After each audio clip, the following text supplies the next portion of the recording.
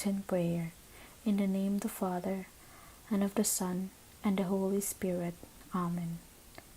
Look with favor, Lord, on your household. Grant that, though our flesh be humbled by abstinence from food, our souls, hungering after you, may be resplendent in your sight. Amen. In the name of the Father, and of the Son, and the Holy Spirit. Amen.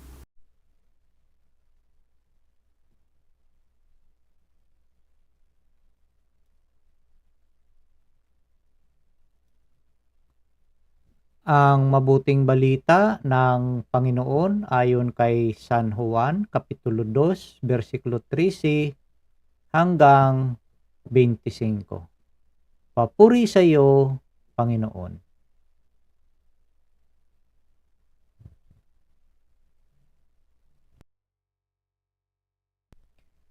Malapit na ang Pasko ng mga Hudyo, kaya pumunta si Jesus sa Jerusalem. Nakita niya sa templo ang mga nagbibili ng mga baka, mga tupa at mga kalapati, at ang namamalit ng salapi. Gumawa siya ng isang panghagupit na lubid at pinagtabuyang palabas ang mga ngalakal, pati mga baka at tupa. Isinabog niya ang salapi ng mga namamalit at pinagtataob ang kanilang mga hapag. Sinabi niya sa mga nagbibili ng kalapati, alisin ninyo rito ang mga iyan. Huwag ninyong gawing palingki ang bahay ng aking ama. Naaalala ng kanyang mga alagad na sinasabi sa kasulatan, ang aking malasakit sa iyong bahay ay parang apoy na nag-aalab sa puso ko.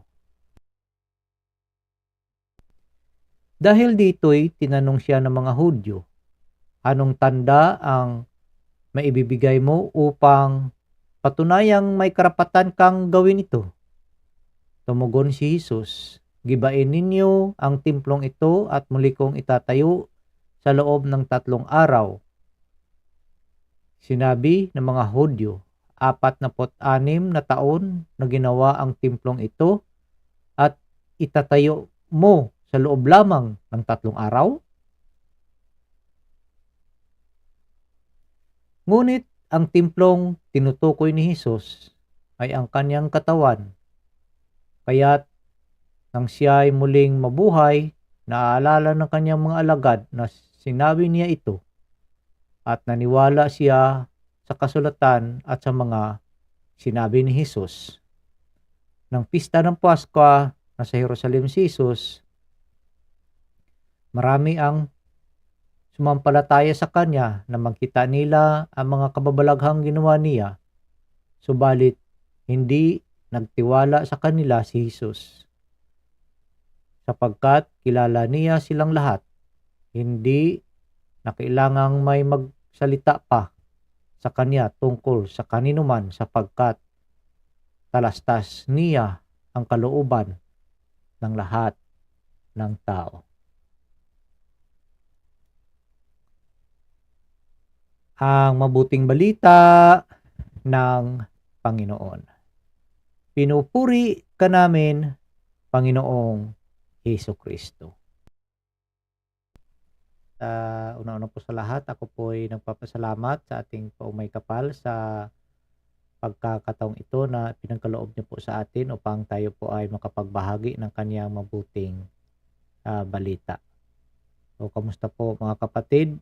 Sana naway nakapagsimba po tayo ngayong araw na ito. Nakapagpasalamat ang buong pamilya sama-sama sa bangkete ng ating Panginoong Hesukristo. At ako po ay nagpapasalamat sa lahat natin ng mga masugid na mga taga-subaybay, sa lahat ng mga tumatangkilik sa ating munting channel na ito, sa lahat ng mga sumusuporta sa ating munting gawain na ito. So sa araw na ito mga kapatid, tayo po ay magninilay sa Gospel from John, At dito sa ating ding unang pagbasa from Exodus, chapter 20, verses 1 to 17. Ito po it's all about the Ten Commandments. But kung aware po tayo sa lahat ng mga commandments dito, of course, una, sabi ng ating Panginoon, you shall not have other gods besides me. No? At ang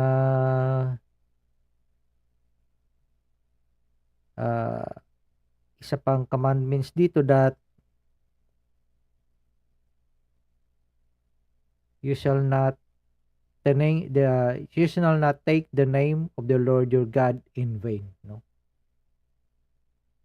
So, mga kapatid, itong commandments na ito that you shall not take the name of the Lord your God in vain. Sometimes marami sa ating hindi naalala ba na yung pangalan ng Panginoon ay sometimes pag mali tayo or something like we did something wrong or ibang nag-excite tayo, sabi natin, oh my, kaya ganun ba? Ganun ba? So dapat mag-ingat tayo mga kapatid, kailangan nating respeto ang ating Panginoon dito, kanyang pangalan, napakalaking kasalanan ito, kung gagamitin natin ang kanyang pangalan sa walang kabuluhang mga bagay, sa mga walang kabuluhang pananalita. At ang i-share ko lang dito rin, yung humili ni Monsignor that ito bang remember to keep holy the Sabbath day, Iba bang ito na lang, secondary na lang para sa atin, para bang hindi natin pinapansin. Of course, ang lahat dito, wag kang pumatay, wag kang magnakaw, wag kang false witness, do not covet your neighbor's wife, lahat, pero itong remember to keep holy the Sabbath day ay minsan nakakalimutan natin, na ang anim na araw nating pagpapagod, pagtatrabaho, kailangan yung isang araw ay ilalaan natin sa ating Panginoon. But ang nangyari minsan, even during Sundays, of course, aside sa akin dahil trabaho ko Huwebes hanggang Lunes. So, ibig sabihin, Linggo may trabaho ako. But sa inyo na wala naman kayong trabaho during Saturday and Sunday, kailangan na yung araw ng Linggo, araw ng pagpapahinga natin as Christian, ay gagawin natin itong mahalaga, holy talaga, ilalaan natin ito sa ating Panginoon. Kaya nga ito tinatawag din ito na Family Sunday, Family Day, dahil yung mga magkamag-anak, yung membro ng pamilya ay sama-sama, pagsimba, kakain sa labas, but wag lang sanang ganito ang ating gagawin, in my reflection, or my observation and my own thoughts, na ibang wag lang sa kain o sa but we will exchange each others the words of God, yung mga katuruan na dapat nating malalaman. But itong keep holy the Sabbath day ay malaking usapin ito, no? Sa mga kapatid nating sa Seventh Day Adventist, no? Ay Sabbath, of course, ano ba ang Sabbath? Sabi nila, Sabado. No? But the real thing is Sabbath is rest, no? So alalahanin natin that Friday is the Sabbath of ng mga Muslim, or rest nila, day of worship nila, and Saturday ay para sa mga Hudyo. Yung Linggo para sa mga Kristiyano dahil doon muling nabuhay ang ating Panginoon, no? Nasa banal kasulatan yan that early morning, no? Pagbukang liwayway ng unang araw ng linggo, first day of the week, no? Doon ay nagpakita, no? O na muling nabuhay. Muling nabuhay yung ating Panginoong Hesukristo, no? Subat din wag na nating pansinin ito bagkus pag-focus tayo kung saang araw, no, na yung ating Panginoon ay muling nabuhay. So doon tayo mamahinga sa 7th day natin na Sunday rest natin. That kung babasihan nga natin ang unang araw ng pagtatrabaho ay Lunes sa ating mga Kristiyano.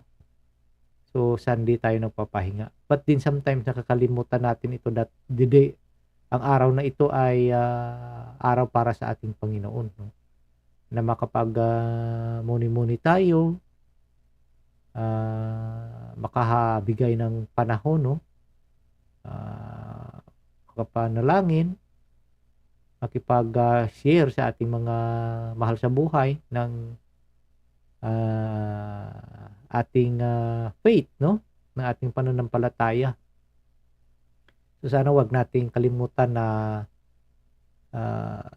ang araw ng papahinga ay hindi araw ng paggawa ng another na mga gawain, ano.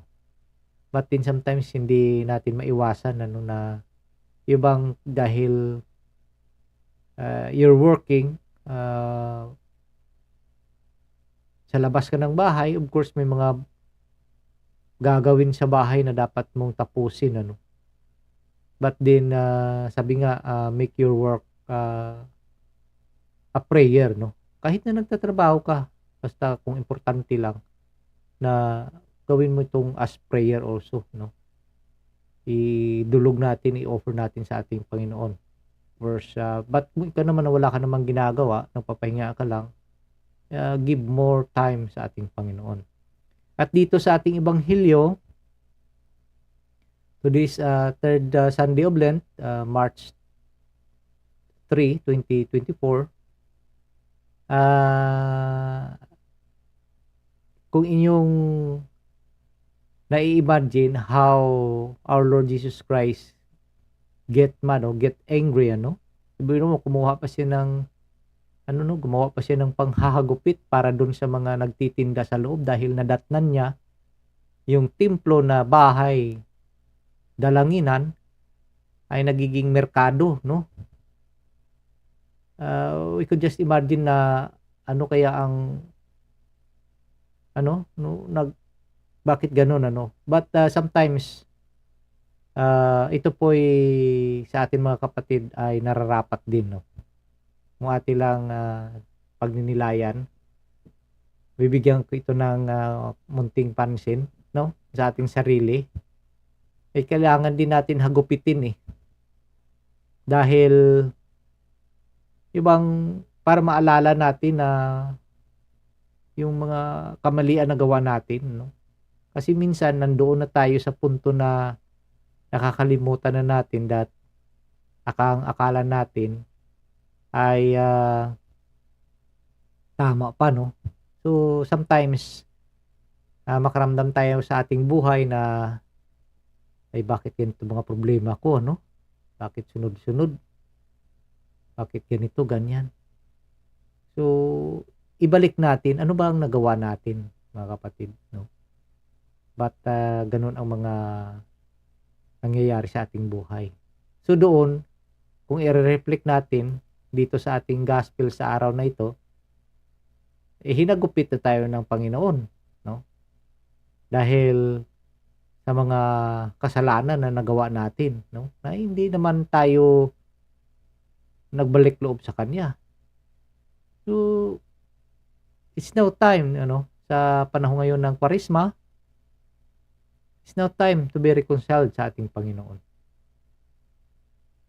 Wag nating hayaan na mamanatili tayo, no, sa kasalanan. As much as possible ay iwala na natin 'yan sa ating buhay. Halalahanin natin na ang ating Panginoon ay Panginoon ng pagmamahal. Ba't nasabi mong pagmamahal, mahal pala tayo, no? Bakit ganito? At minsan tinatanong pa natin, mahal ba ako ng Diyos dahil sa nangyari sa buhay kong ito? Of course, mahal tayo ng Diyos. Kasama natin siya. Even in our sufferings, kasama natin siya. Ay kung yung sufferings nga natin, wala nga sa kalingkingan sa sufferings ng ating Panginoon eh. Diba? Yung sufferings niya para sa atin. Wala yun.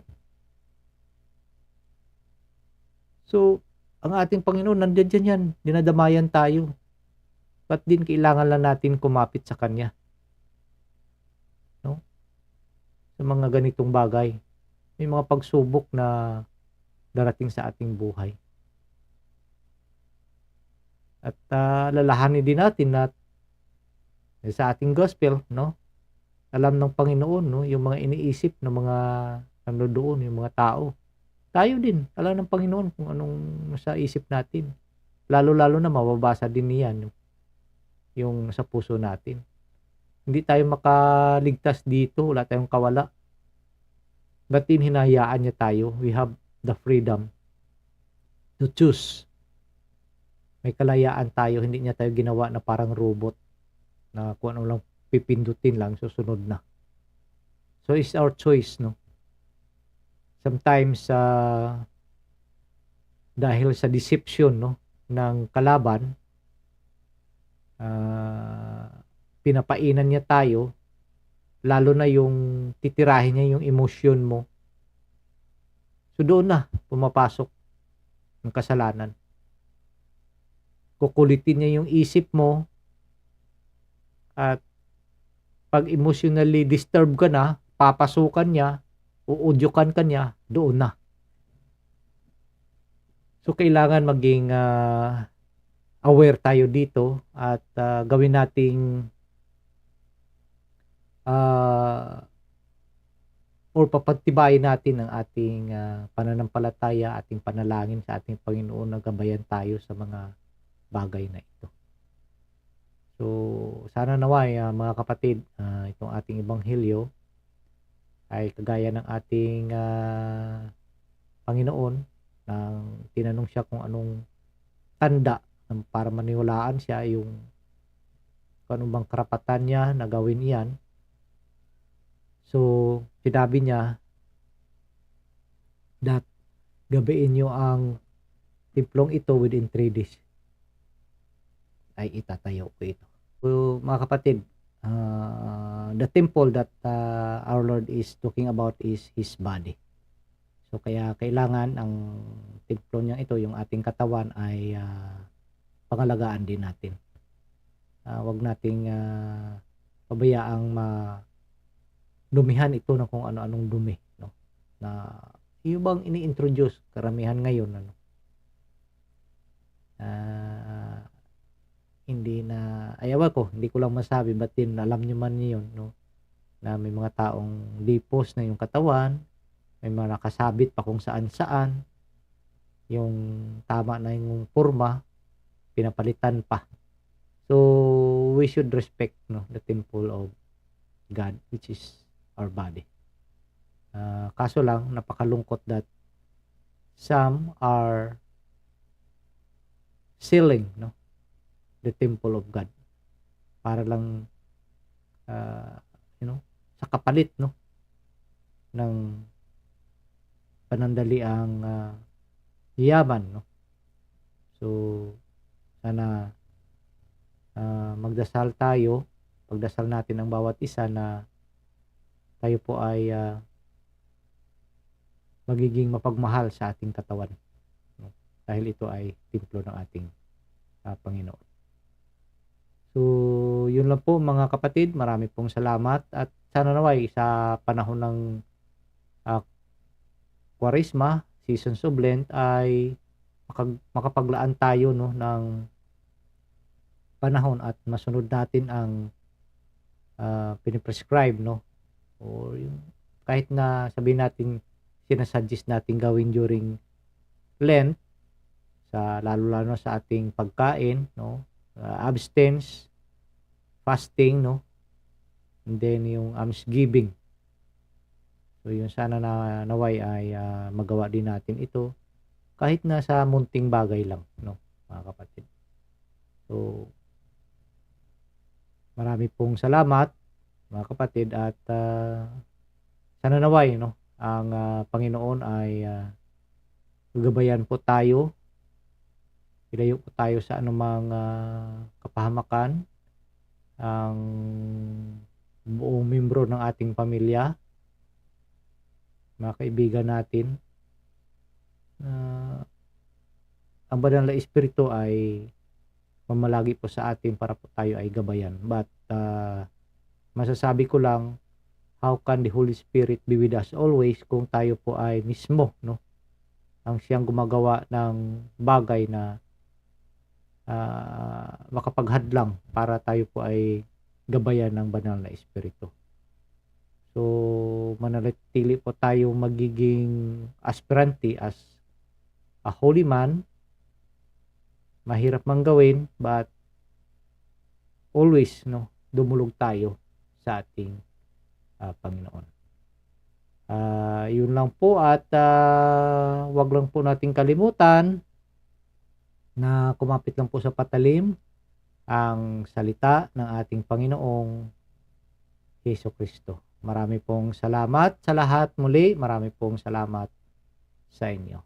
God bless everyone. Manalangin po tayo. Sa ngalan ng Ama, ng Anak, ng Diyos, Espiritu Santo.